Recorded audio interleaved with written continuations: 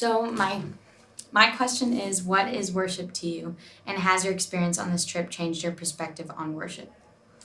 My worship to me is being vulnerable with the Lord and talking to Him and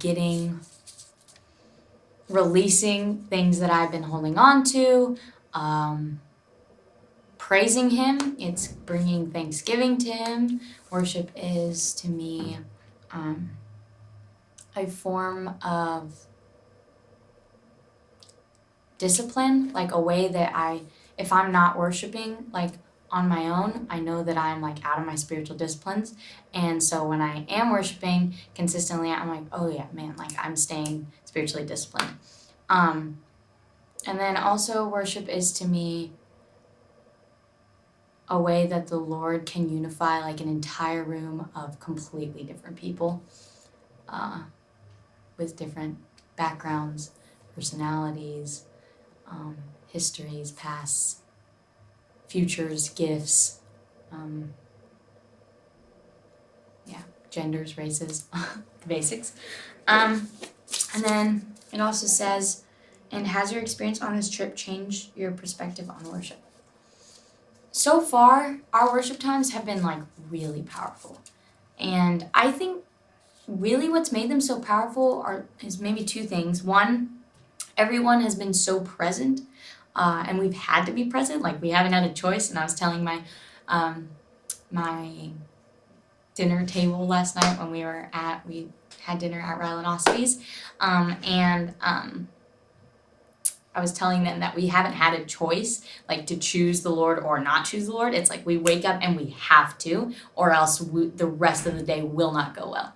And I love that there is no option. Like me personally, I'm like, it is so helpful that I do not have an option, because I know that right now, like my self-control isn't developed enough to always choose the Lord, especially when I'm like really tired. But even when we're really tired on this trip, we have to choose the Lord. So I think for that very reason, everyone has been super present. Like everyone's just hungry for the word, for worship, for energy. And we all know where that energy is going to stem from. And it comes from the Lord. So everybody's been trying really hard to be present. And that's affected our worship times a lot. Because when our worship times start, it doesn't take 12 minutes to get into the worship. Like we start.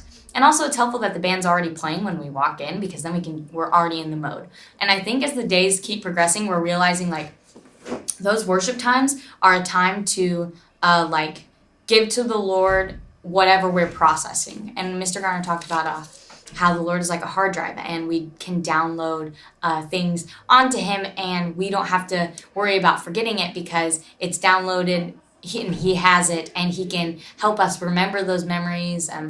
So anyways, I just think that everyone's been really present, and that has made worship really awesome, because people are actually like really hungry for like an encounter with the Lord where they're engaged and experiencing hearing His voice and speaking back to Him. So, and then the second thing I would say, this is very long, about how my perspective on worship has changed because of this trip.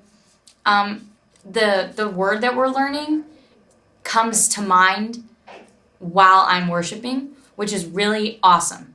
Because sometimes when I'm worshiping, like when I go to church on Sundays, if I'm not spending time in the Word, or if I'm not like reflecting on passages I'm learning at school, then worship is kind of like just me talking to the Lord about my thoughts, and it's a lot of my thoughts and a lot of my feelings. But now on internship, worship has been like wrestling with passages, wrestling with the word that like is offering me other ways to live, and I have to like, fight my flesh and